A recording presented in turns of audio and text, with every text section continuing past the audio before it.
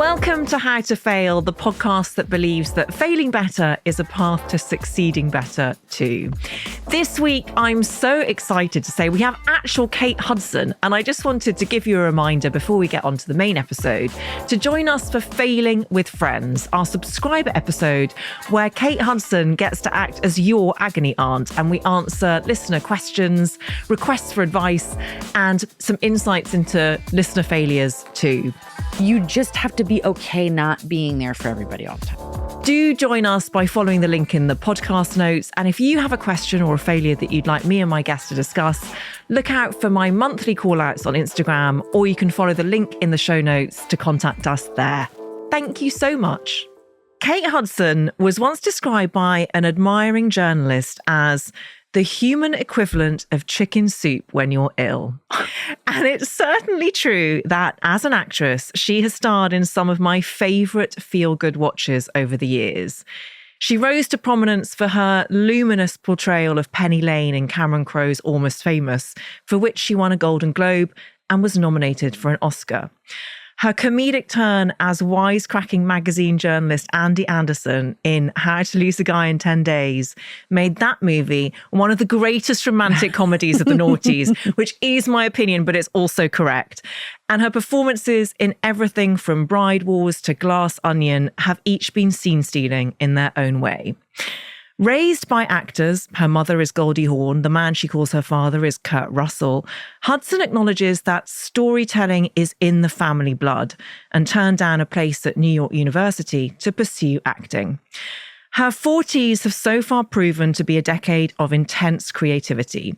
This month, she returns to the small screen in Running Point, a new Netflix comedy from Mindy Kaling. Hudson stars as a reformed LA party girl, unexpectedly appointed president of the family's professional basketball team. Last year, Hudson also released her first album, Glorious, which entered the Billboard charts at number 10. It's a multifaceted output that stems perhaps from her admission that in life, I just feel everything. It's so true. Is it? It's true. Oh my God. When did I say that? I do. I feel everything. You said it in an interview where the journalist quoted your teenage journal at you. And apparently you had written this journal entry when you were, sorry, this is that creepy bit. I love it. Where I sound like a stalker. I love it. I because you forget these things. You know what I mean? That was probably a little bit a while ago. Yes. But I do remember, and now I want to remember what journalist that was, because I actually remember that. I'll send you the link. Oh, send it to me. But let's focus on this interview. Okay. And first of all, let me welcome you officially to How to Fail, Kate Hudson. Hi, I'm so happy to be here. I'm so happy to have you. That idea of feeling everything, is that hard sometimes? I mean, yes, if you're, I wouldn't, I'm empathetic. I think real hardcore empaths like carry the world on their shoulder. They don't know how to escape their empathy, which is also in a weird way can be very debilitating and hard to live with, if you're, and hard to be friends with people who just, but they're also incredibly important in this world to be a real empath.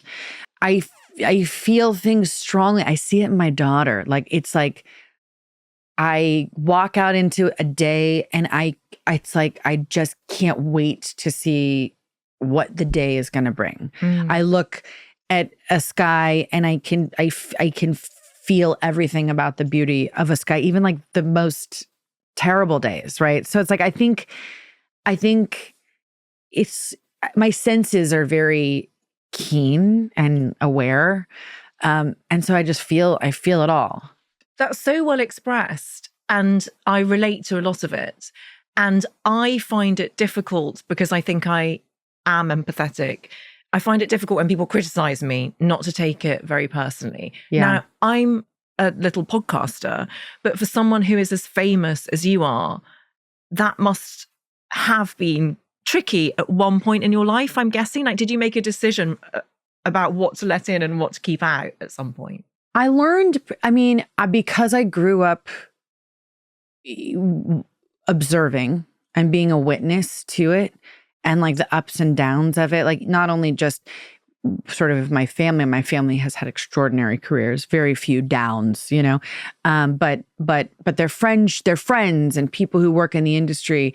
Like, you do really grow up realizing that it's a very tumultuous machine. Like, 1 minute you're at the top and the next minute you're trying to figure out why you're not getting paid to write this movie or direct this movie. It's just you're constantly at the whim of executives and financiers. So it is tumultuous and you can't always be on top. So I knew that going in, and I knew that, like, if you get into the arts, you just have to love it. If you love it, then you're going to be okay, because you figure out that talent will always win, and work ethic. And all the other stuff is just noise. And then there's sort of age. So then, like, let's put age to the equation. In my 20s, when you're first entering success, it's like there's so much coming at you that you could get caught up in the little nuances of it, get frustrated by it, it makes you feel violated sometimes, and it is. It's incredibly, it encroaches on your life. It's very intense. And then if you have a good sense of self, you realize that it has nothing to do with you. It's just the way it works. So you try to, like, have other things matter more than you. I had more perspective because of how I was raised. So there are so many things I want to ask you about, but I'm about to get on a tangent and I need to ask you about Running Point and Glorious. Okay. Yeah, let's just get that out of the way. Right. But I loved both for different reasons. Running Point is such a blast. Was it as fun to make as it is to watch? One of the best times of my life making a show. Well, it was a show, I say movie, but at working with people. We had so much fun. It was so much fun. And I would leave work because it's long hours. I didn't realize how long a show is. And when you're, like, starring in the show, it's like 5 a.m. to 7:30. I was not with my family, hardly. And that was really hard. And I remember thinking one day when I was going home from work, thank God I love these people so much, because this is some of the hardest hours I've ever worked on a show. And I can't wait to go to work in the morning. And if I didn't have that experience with these people, it would have been a disaster. Like, I just want to be home with my kids. But instead I was be like, bye kids. I'm very happy to leave right now.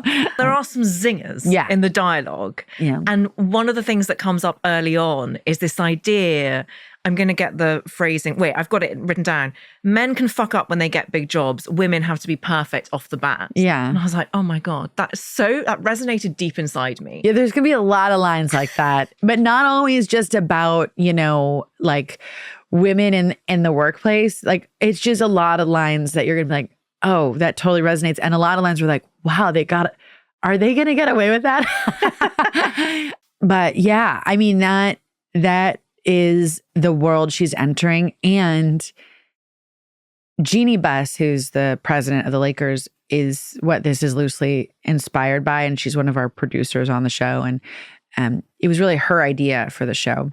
And I mean, it's one thing to be like a woman in a man's world. Like, it's another thing to be the first woman to run a major professional basketball franchise. I mean, there is not one woman in that. I mean, in the community, it's so male heavy. Do you think that you have been underestimated as a woman in your industry, but also as someone who is such a brilliant romantic comedic lead? I imagine that there are people who sometimes watch those movies and think that it seems effortless, and yet it's clearly not. There's so much talent that goes into that level of comedic timing. I think there is a thing about female comedic leads that are really like what you would consider dramedy. They call them rom-coms, but that sort of dramatic comedic line. It's not full comedy. you're sort of walking this kind of line of comedy and accessibility and honest and like feeling grounded. And it really isn't something I think everybody can do. And you see it as a producer, like as I get older, I can see it in some young talent and young girls. Yeah, I think that sometimes for sake of money, that a lot of the industry will sometimes shy away from really leaning into the right talent. I just, again, another tangent, but How to Lose a Guy in 10 Days. I don't know if you're sick of talking about it, but I just want to thank you so much for that movie.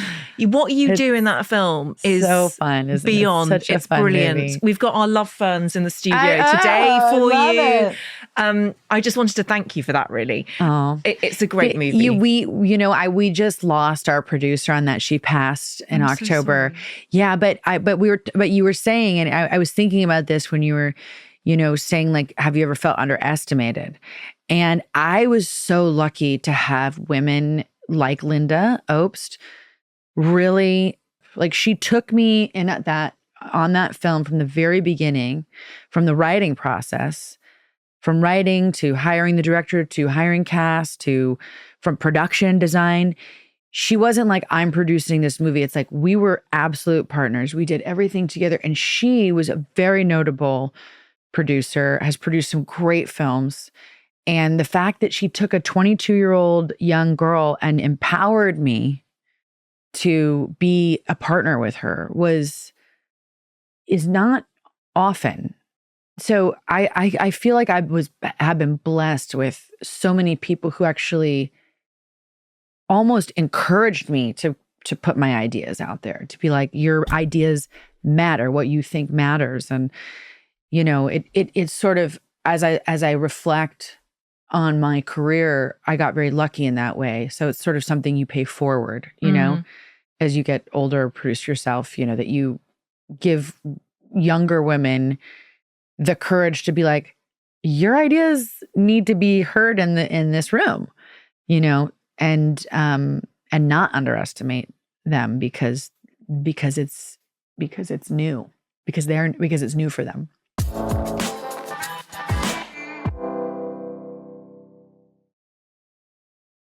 Okay, your first failure, and another reason I now love you even more is because of your failures. Your first failure, you just sent it to me, relationships. I was like, well, let's talk. What I loved about this podcast, I don't believe in failure. Me neither. Like, it is who we are. Like, it's such the fear of failure is what stops people from making or doing great things. Like, period. Like, you can't do anything ever if what's that great quote? Like, fail again, fail harder, better. Fail better. Yeah. Well, it was like a president. Fail better. Theodore Roosevelt or something. Whoever it was. Fail at ever greater things. Fail at it, you know? And the only thing that stops us from doing anything is the fear of failure. And then, when you have those fears, I remember one of my exes said to me, I was doing something. He said, well, what are you scared of? And I'm like, I don't know. He's like, what's the worst that can happen? Just what is it? And I'm like, I'll fall. He's like, okay. I was doing something on a stage. I'm like, I'll fall. And he's like, so what happens if you fall? And I was like, I'll get up. It was literally that dumb. It was like, oh, I just literally said my worst failure is that I would slip and fall. And he's like, and then you just like stand up and make it, I don't know what, or is that really what you're scared of? And I was like, oh, it's so interesting. We work ourselves up because we're so afraid we're going to get it wrong. And then you're like, you know what? I'd rather not do it. Mm. Which is the worst failure of all. Yeah. Then you'll just always wonder what it would be. Yes. If you had the courage to make an album. Well, right? exactly that. To do something that is your great kind of fear of failure. If I fail at this, what will that do? And I think for me, making the album was really, the only reason why I never got into music is because I think that was the most vulnerable, creative place for me. And if I would have put that out as a young girl, I don't know if I'd be prepared for the criticism or when people want in, like what I was talking about earlier. I don't know if I could have handled that well because it's so personal to me. And I needed more time to like grow into myself. Or if it would have been like panned or not well received, I think it would have like destroyed me, my spirit. And so, there is a time too for things, for you to be like ready for the move. Yes. And it also felt with Glorious, like the universe was telling you were ready, because I love the story of how it came about, that it was, you were asked to perform Firework and a fellow parent, Linda Perry. Is this right? Oh, well, that's not how it came about. Okay. No, really what happened was before COVID, I had such a fear of singing live, and I would get asked all the time, will you come sing at this event or will you sing here? Because people internally know that I love to sing, but I would be like, absolutely not. Like terrifying. No way. And my friend was getting married and she asked if I would sing at her engagement party. And I didn't realize that this engagement party was going to be in this huge theater with like a big band and like every person in our industry. And when I got there, I just froze and I was like, I can't do this. I can't. I was pregnant with Ronnie. And I was like, and I hated myself for being so afraid. And the woman that was singing that night is this woman, Maya Sykes. I went to high school with her. We were in chorus together. And I was backstage and I was like, I can't do it. I can't do this. I don't want to do it. She looked at me, she's like, and these are her words. She was like, I don't know that Kate Hudson. What are you talking about? I hadn't seen her since like high school. What are you talking about? What are you doing? And she really kind of snapped me out of it because my old young self loved to sing and was never afraid of it. So then I was like, oh, fuck it. I can't. Now she's put it out there like, if I don't do this, then I gotta like go into heavy therapy. I gotta figure out what's going on. When I get on stage, the second I start to sing, everything goes away and I'm so happy. And that's what happened. And then it was wonderful and I had a great experience. And then I was like, I need to say yes. I need to get on stage and I just need to be doing it because I love it. I love it. So that was the beginning. And then COVID happened. And when COVID happened, it was it was a couple years later, the glaring, like red flashing light, like I'm creatively not happy with my output. I love making movies. I can't wait to make more movies, direct them, whatever, produce them. I love storytelling, but my love, my absolute love of writing music, I cannot be afraid to put it out in the world because I'll regret it. I'll like die and be like, I can't believe I didn't have the guts to do it. And then it sort of unfolded and I started like meeting, certain people. I got involved in like the parent band at our school, which is like the most amazing parent band of all time. And they were like, you should really make an album. And I was still kind of like, I don't know. And then, I sang in lockdown in this thing with Tour from Stargate. And Linda heard it and just cold called me and was like, do you want to come in the studio? And that sort of then became... Okay, got it. That long-winded version. Not long enough since for I me. Don't need the soundbite, that really is... It's amazing. And I can feel your love of music and performing, even in the way that you talk about it. I can feel that. And I'm so glad that you've done it. Was part of your reticence, we're going to go back to relationships now. I love that word. Was it about your biological father? Was there something there? So he was a musician. Yeah, I mean, I think that I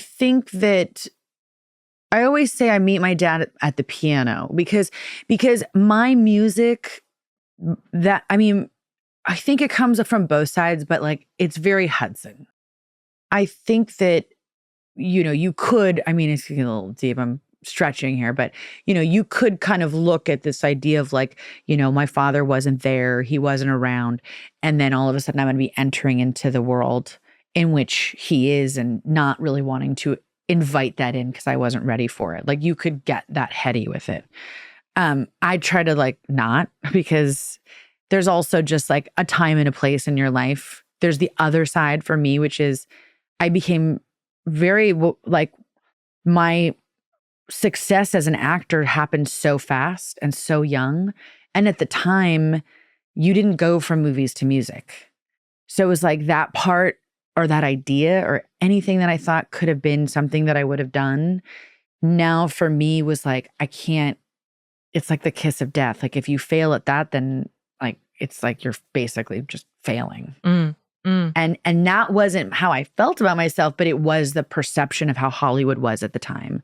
So returning to this idea of relationships. Okay. I think from what you said that you and I have a very similar perspective on relationships, which is that a relationship is not a failure simply because it ends. And I speak as someone who is divorced and all of that.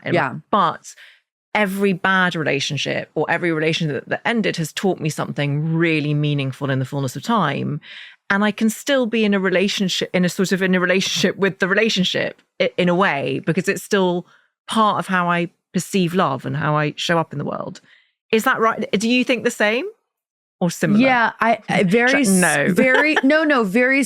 But I also think that it would be the hardest part about walking away from relationships is the feeling of failure. 100%. So like for me, that was the hardest thing, is letting go of the fact that it feels like a failure, or I couldn't make something work, or I couldn't fix something. And I think that you try, sometimes it's like, you're trying and it's like, to fit a square peg in the round hole, and it's just never going to happen. And it's like, oh, if only I could have made it a circle, and it does, especially for people who work really hard at things and love really big and love really hard, like it does feel like a failure. And you have to kind of convince yourself.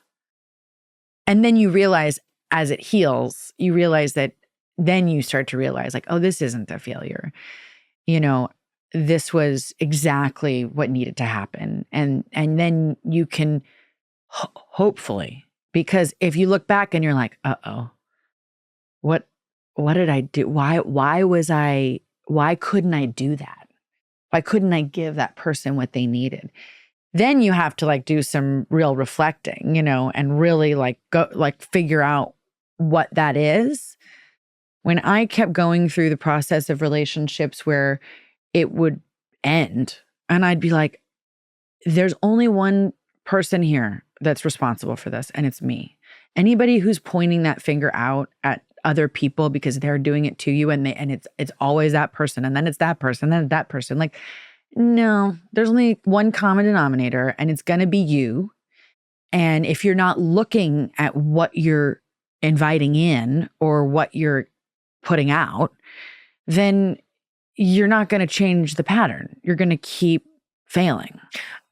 And when did you get to that point? Oh, I mean, like probably, I've got 3 dads. So second dad. I think, 3 dads of your children. Yeah. What's so interesting is Matthew, Bing's dad, and I are so close. This is Matt Bellamy. Yeah. Matt, we're so close. Like I love him, his wife, his family, the kids. Our kids are so close. Ronnie and his little girl, Lavella, they're so close. Like we figured out how to have a very different relationship that isn't about us being together, but we weren't right for each other. And we tried really, really, really hard. And instead of like blaming or creating the argument or creating the problem, it was just like, I think you kind of have to get to that place. I did personally where I was like, okay, I don't want to keep going down this path. It's very easy for me because I'm an Aries and I like new things and I have the means to like take care of my kids by myself. So, but I want like to find the right person, the right fit. And sometimes you're just not. It's not like anyone did anything wrong.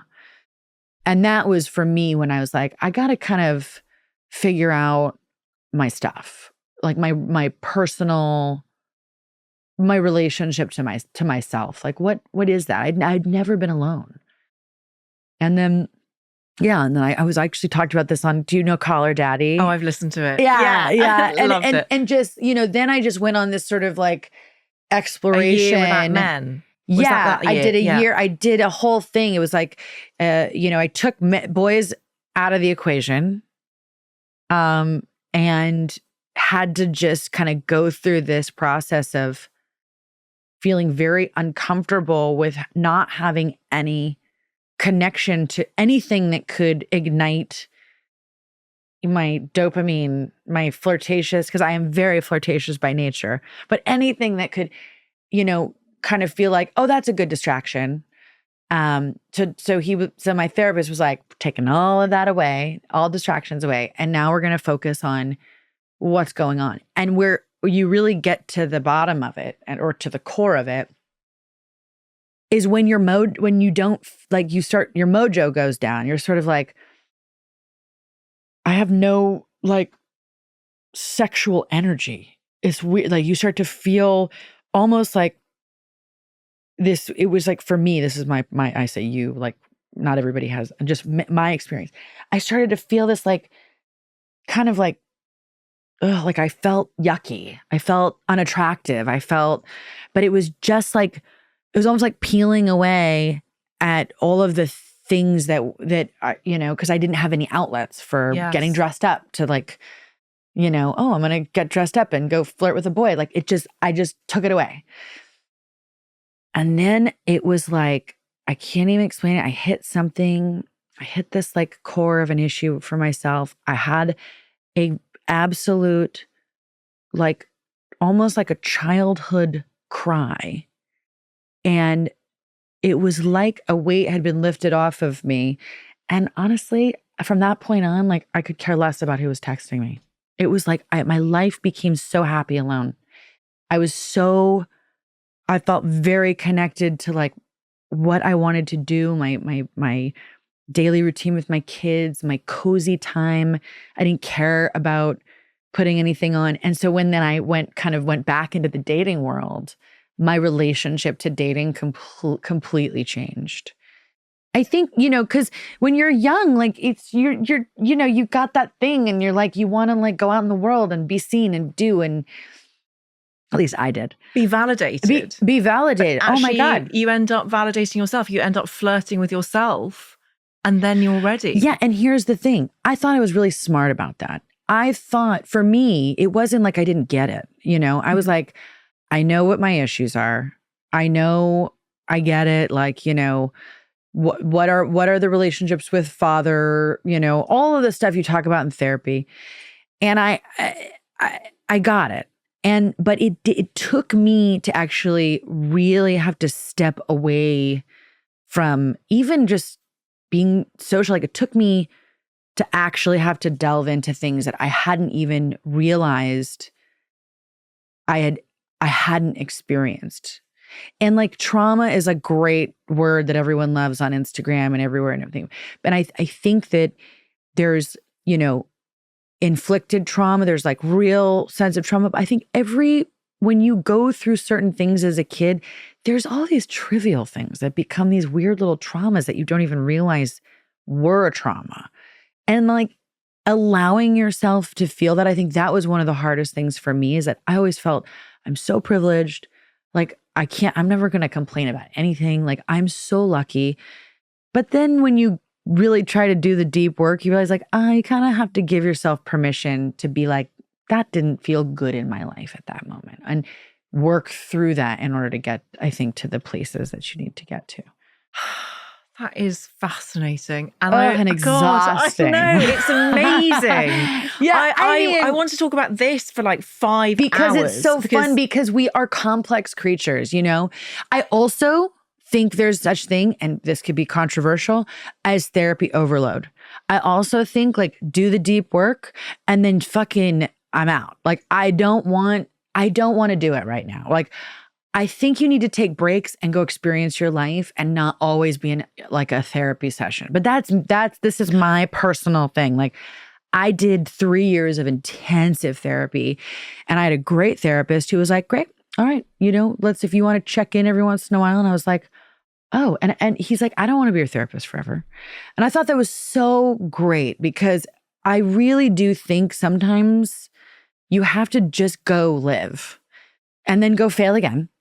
And then revisit, you know? I mean, fail in the way we like to see failure. Yes. You know, go have experiences that are challenging and, you know, but continue to check in with yourself. But like, you gotta let go too, you know? You're now in a great relationship with Dani. Who most of the days. Okay.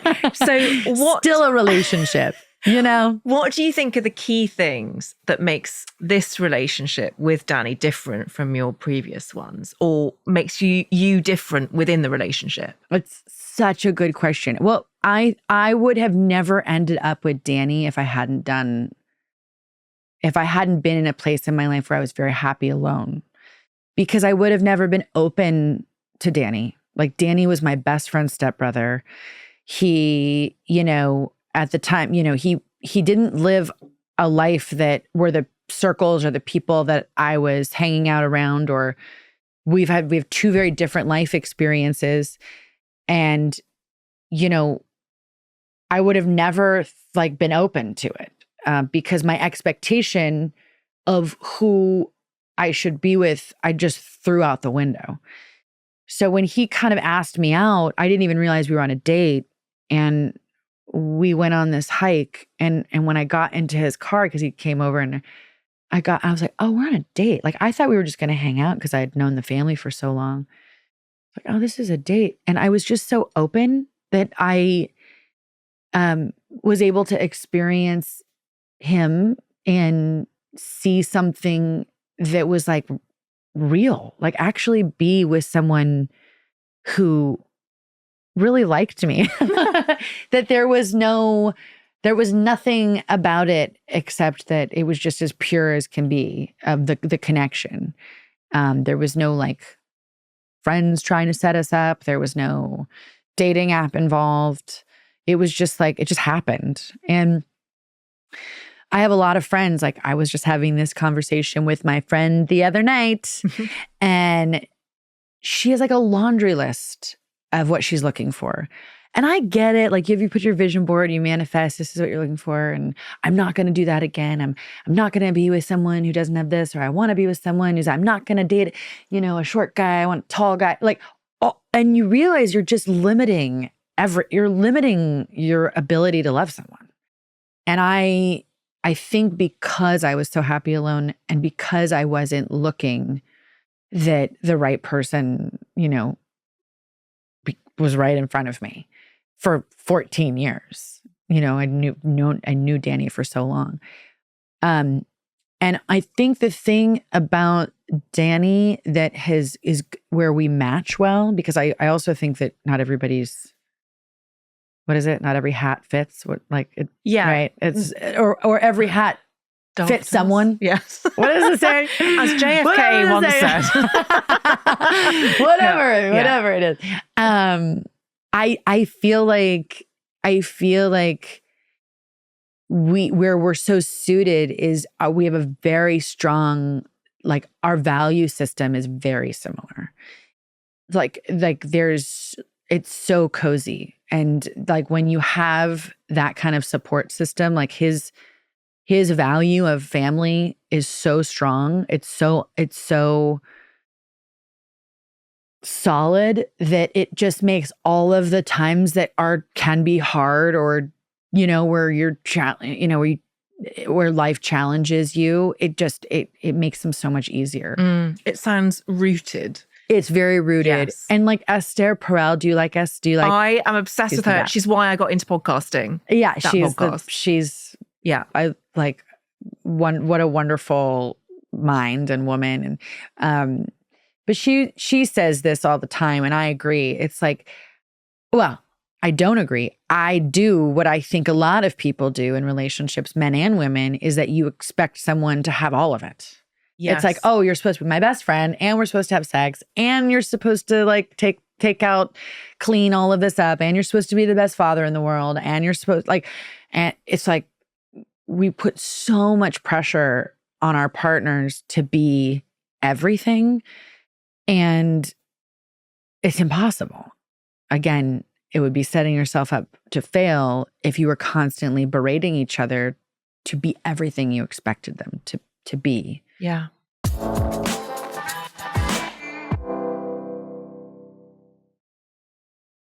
Thank you for sharing your learned wisdom and expressing it with such eloquence and passion, because I know so many listeners will really relate to that. I have this thing sometimes where like people talk about, there's like, a lot of open relationships, very hip. I could never do it. I'm just way too jealous. Never. Never. I would love to be the person who could do it. I do not have the makeup to handle it. I just can't handle it. It wouldn't make me feel good, I don't think. No. That being said, I have so many friends that I love that have so much freedom in the way that they are in relationships, that they're allowing themselves a very different human experience where they're doing what they love, and they really believe and that we don't possess each other. And there's a part of me that's like, God, that's so liberating. If you could live in that. Now, yes, not for me in this lifetime. Yes, maybe next lifetime. Maybe next one. But what a liberating feeling to really be like, I don't possess you and you don't possess me. And so much of it is social conditioning and what we have introduced onto this planet as a way of making sense of the chaos that surrounds us. Yeah. So much of it is that, and it makes us avoid the truth of our own instinct sometimes. Totally. Completely. Also, it's like love can change form. This idea that like it's supposed to be a romantic partner forever. When you think about marriage or why we had marriage, I mean, most marriages, I mean, look, we're in the country of, where it was really about property ownership, really, right? It was sort of people like only lived until 40. Yeah. So you're kind of like, you're like, well, and they were, and let me tell you, we've read all the books and we're, all the letters and all of the naughtiness going on where people were, had, whether they had lovers or mistresses or, other partners, even though they had this arrangement. Yes. So the question becomes like, is it really what we're meant to do? And how do we maintain that? It can change form too. And I think, we don't have to hide that anymore. So I don't know. Let's blow open the institution of marriage, Kate Hudson. Okay. That being said too. Yeah. No, I'm talking too much. No, you're not talking enough. I also... Because you're not married. That's what's interesting as well. Yes. And your parents aren't married. But I do have... So I have very different... It's almost like I could write a book on what this is like with your children as well. Because I also have the traditional mother-father unit doesn't have to look like that to have strong family values. Because I don't know how I did it, but somehow I've created a unit that is so strong and actually almost like more powerful in a way because there's more parents. Like we are all on the same page all the time. We show up for each other. We're all in the same room. My kids feel so loved by their parents. And somehow we've been able to honor each other as adults to actually continue raising our kids as a unit. So like Matt and I go on vacations together. It's spring break. Do we want to do it together this year? Are you going to go? As the kids get older, it changes, but we've been so tight. And that as a family, it's almost like a bigger version of a very strong unit. I think that it's how the relationship can fail, but you really can only fail at raising your kids. That I think could be your only failure, is that you put yourself before what's in the best interest of a unit for your children. So well put.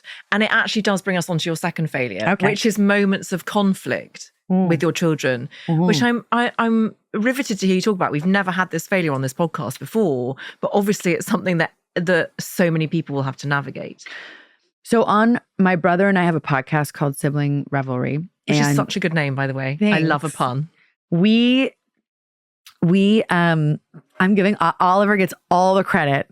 He's good with puns. Okay.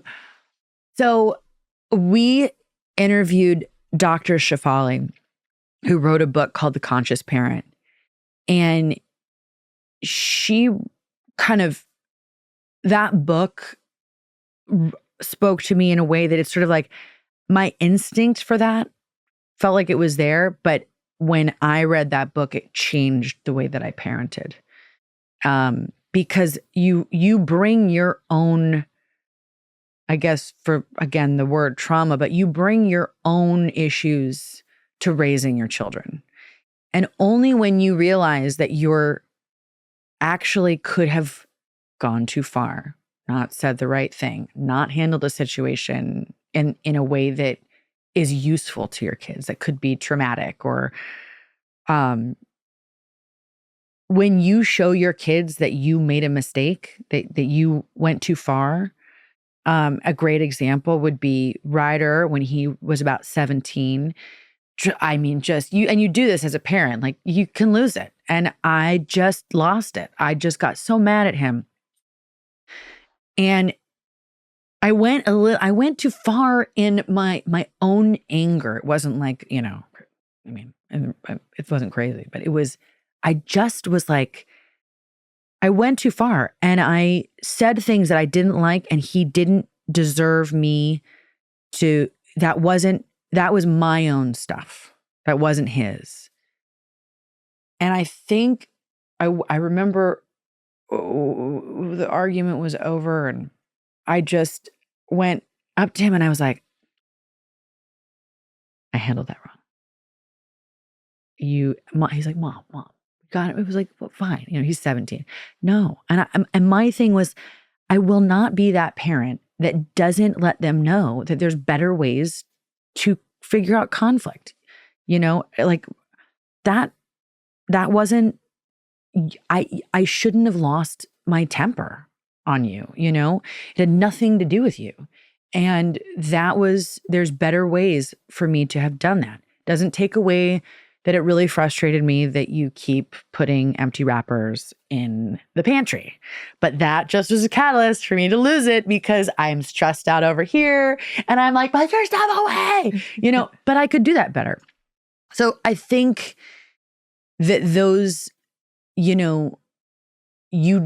do fail. You will constantly fail as a parent. It's just more about how you handle when you should actually admit that you made a mistake. And that doesn't make you weak. It's quite the opposite. No, it's like sometimes I see, I had a friend situation where like a terrible kind of cheating thing, right? And it was like this guy couldn't admit that he hurt the mom. Like, it's always like, well, we were doing that. And all the dad had to do was sit his kids down and be like, I should have done that better. I didn't. I was led by this, but I did disrespect our union. And it would be so important for those kids to hear that coming from their father or mother, whatever, whoever situation, but that particular situation, if he could have just said, it would have done wonders for the connection with the kids and him. They might be mad at him for a while, but you got to admit when you're wrong. What has your mother, Goldie Hawn, taught you about mothering? My mom's not my only parent, guys. So, Kurt, it's their relationship. They've been together 42 years now. Honesty, I think, again, same thing, like I think my parents showed their flaws to us. They weren't afraid to be like, that was flawed, right? This experience and that argument or, this parenting moment, like I was just saying, we never grew up feeling like our parents were these sort of perfect authoritative figures. I never felt like a heavy expectation of how I was, what I was supposed to be for them, right? Like, this is what you're supposed to do. You're supposed to get straight A's. You're supposed to, go to this school and try to get into that college and go to that university. Like, that's just not, I had none of that. I was a very artist, like free wheeling kind of family. And with that came all the flaws. And so I think having a window into imperfection created, would be similar to what I think that made us feel like the less pressure growing up, that we had to achieve this, like, something significant, that we just needed to be happy and enjoy our life kind of, as a rule. First and foremost, are you feeling good in yourself? Kids, do you have kids? I don't. I've tried and failed, but I have 3 stepkids. Oh, fun. Yeah, I tried for 12 years, fertility treatment, recurrent miscarriage, all of it. And I always thought I would be a mother. Mm-hmm. And now I'm on the other side of it and I'm so at peace with not being. And I understand that there are different ways to. And I'm assuming you didn't want to do egg donor. I did egg donor. Oh, you did? And it didn't work. And then that just kind of tipped me into a place where, in order to keep going, it could compromise my relationship. And my relationship is so important to me and to both of us. And because my husband already has 3 children, it wasn't as key for him. And I was also respectful of that. And so we talked it through and it just felt like the right fit for our unit. Yeah. Yes. And the unit is so important. It's just, that. But I'm also sorry that you went through that, because that's so hard. I've had so many friends who've been through that, and it's just like the process is just so grueling. And thank you. That's really lovely of you to say. And I really value these conversations because there are so many different ways to parent in this world. Yeah. And it's always really wonderful hearing what someone else's take on it is. Yeah. And how you navigate it. And your kids are so different. Like I'm not raising them all the same. They have different temperaments. Their natures. If you listen to your children, it's another thing, Shefali, like they're immediately their own person. And my mom's always said to me, I got very sad when I was pregnant with Ryder. I was so young, but I was really big and I was really sad. And Mom, I don't know why I'm sad. She's like, because the second he comes out, he doesn't belong to you anymore. And I was like, oh, that's interesting. So wise. Yeah.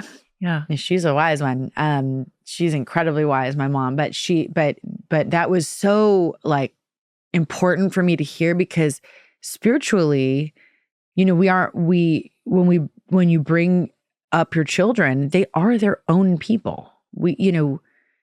They will fight against their nature. Your nurture, their nature can fight against your nurture. And there's a way to respect their individual nature, and nurture it so that it's the way it's outputted is healthy. Yes. And strong. Yes. You can have a really unruly kid, which I do.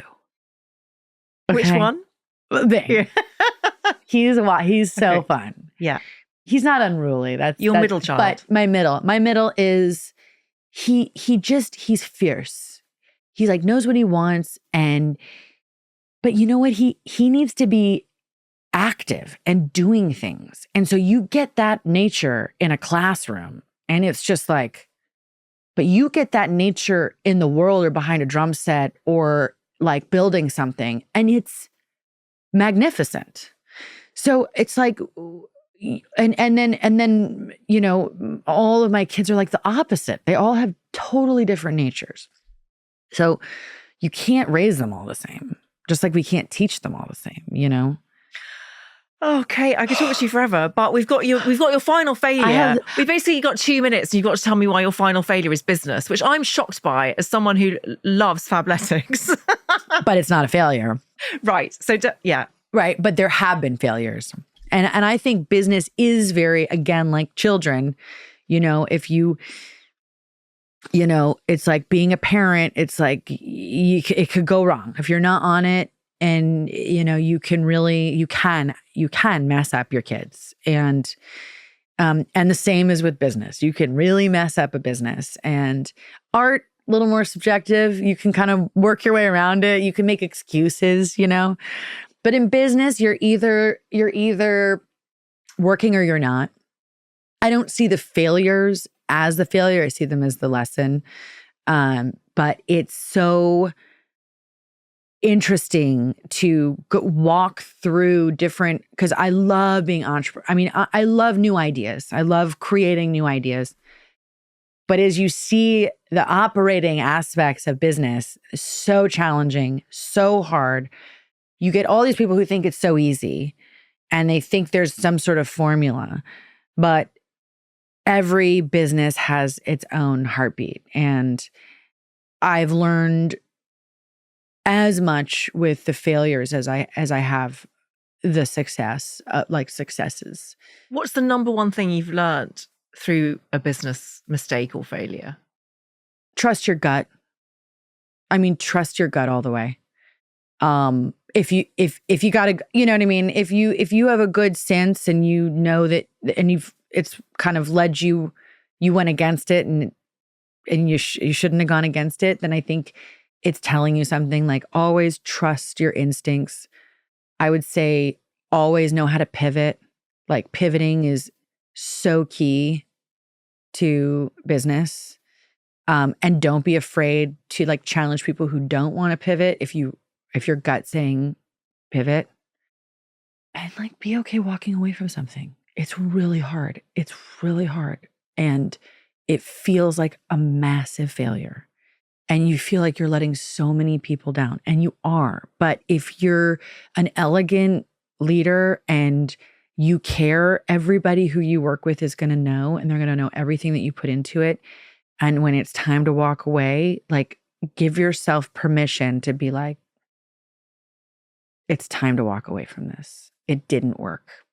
And it doesn't mean that the next thing won't. It just means that you know, and then like, I find, you know, I've met a lot of people in business with like both success and failure. And I would say always be weary of the ones who try to talk up their failures. Like, it's okay for it to just not have worked and for you to explain why you think it didn't work. That didn't work. We didn't have the right management. We weren't coming up at the right time. We had this opportunity. I didn't take that opportunity. I should have taken that opportunity. Like, actually learn from the mistake. You know, when you get into business with people who are like, oh yeah, I did this, and what happened with that? Oh, well, you know, this person came in and they really ruined the thing. Red flag. Like, it's not someone else's fault. There's such a recurring theme here throughout our chat about taking accountability and being brave enough to be responsible for your own imperfections and flaws. Yeah. And owning that. And Kate Hudson, I don't want to walk away from this interview. I know this is so fun. Thank you so much for coming on How to Fail. You are going to answer a few listener failures. Okay. But I just want to say a personal thank you from me, that was such an amazing conversation. Thank you. Thanks for having me. It's my pleasure. Please do follow How to Fail to get new episodes as they land on Apple Podcasts, Spotify, Amazon Music, or wherever you get your podcasts. Please tell all your friends. This is an Elizabeth Day and Sony Music Entertainment original podcast. Thank you so much for listening.